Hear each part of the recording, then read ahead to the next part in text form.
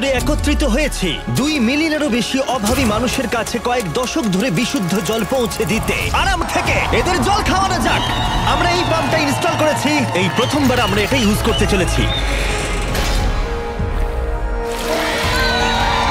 তাহলে এবার প্রথম জলটা খাবে গ্রামের প্রধান। দেখো ওকে তৃপ্ত দেখাচ্ছে। এই পুরো সম্প্রদায় এই ধরনের পুকুর থেকে সংগৃহীত জলের উপর নির্ভর করে বেঁচে থাকতো, আর সেই জল ওদের অনেক দূর বহন করে নিয়ে যেতে হতো। এটা ওদের প্রতিদিন করতে হয়। এই জলটাকে এরকম দেখতে কেন? মানে এখানে দেখো কত নোংরা। এটা পান করলে আমি অসুস্থ হতে পারি।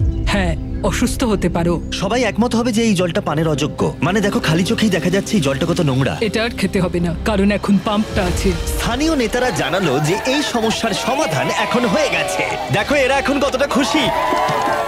এখানে বসবাসকারী হাজার সাহায্যে বেঁচে থাকবে। অর্কুন নাকি বেন কে পাম্প করবে, আমি কিন্তু ক্লান্ত। এই দুজনের মিলিত সাবস্ক্রাইবার 55 মিলিয়ন, আর এরা হলো প্রচুর জল রয়েছে। জিমি, এটা কি সারা জীবন চলবে? যতদিন এই কূপটি রক্ষণাবেক্ষণ করা হবে, মানে টিম ওয়াটার সেটা করবে, তার মানে বলা যায় এটা সারা জীবনই চলবে। আর আমাদের এই বিশাল কর্মযজ্ঞের এটা ছিল সূত্রপাত। টিম ওয়াটারের লক্ষ্য রয়েছে বিশুদ্ধ জল পায় 2 মিলিয়ন মানুষ। চলো যাই পরের জায়গায়। এবার আমরা গেলাম দক্ষিণ আমেরিকায়, যেখানে কলম্বিয়ার মানুষরা আমাদের দারুণভাবে স্বাগত জানালো। তোমরা খুবই ভালো, এসব করার দরকার নেই। অবাক লাগলেও স্থানীয় জলের উৎসের জন্য এই পাম্পটা তৈরি করেছে একজন ট্রেনিং ছাড়াই, শুধুমাত্র স্পেয়ার পার্ট দিয়ে। তুমি এটা তৈরি করেছো রিসাইকেল বাইসাইকেল পার্ট দিয়ে? হ্যাঁ।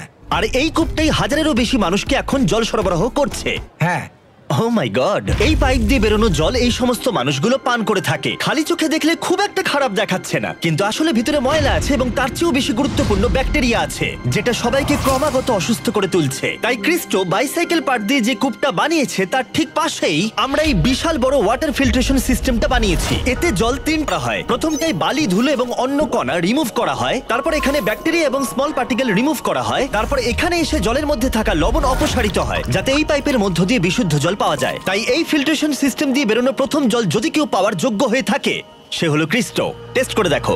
আরে ওকে দেখো একবার, ও এক নিঃশ্বাসে পান করছে। জলটা খুবই মিষ্টি। তোমার ভালো লেগেছে? ভালো তো? দারুণ। আরে থ্যাংক ইউ।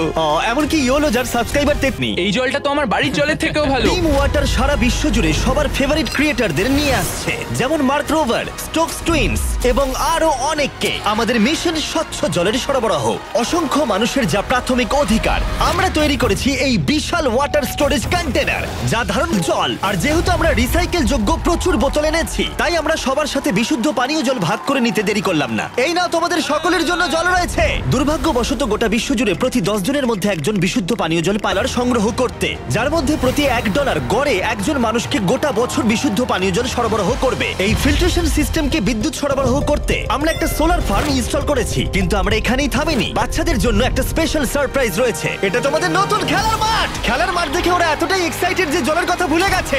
তারপর আমরা গেলাম এখানকার একটা ক্লিন ওয়াটার প্রজেক্ট দেখতে, যেখানে 100-এরও বেশি বাচ্চা স্কুলে আসে শুধু বিশুদ্ধ পানীয় জল পেতে। এই না ধরো, ভালো লাগছে তো? এটা তোমার জন্য চ্যাম্প। ম্যাচ, এটা তো খালি। জিমি, যদিও এই সম্প্রদায়ের পরিষ্কার জলের অ্যাক্সেস রয়েছে, তবু এখানকার 4টে সম্প্রদায়ের মানুষকে বহুদূর হেঁটে এসে পানীয় জল সংগ্রহ করতে হয়। তাই ও চল করলাম। তোমাদের আমি দেখাই এই সম্প্রদায়ের মানুষকে কতটা হেঁটে যেতে হয়।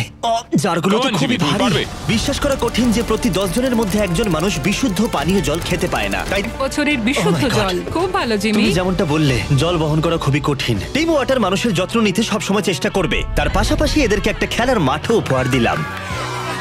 আর তারপরে আমরা গেলাম ভারতের উত্তরের দেশ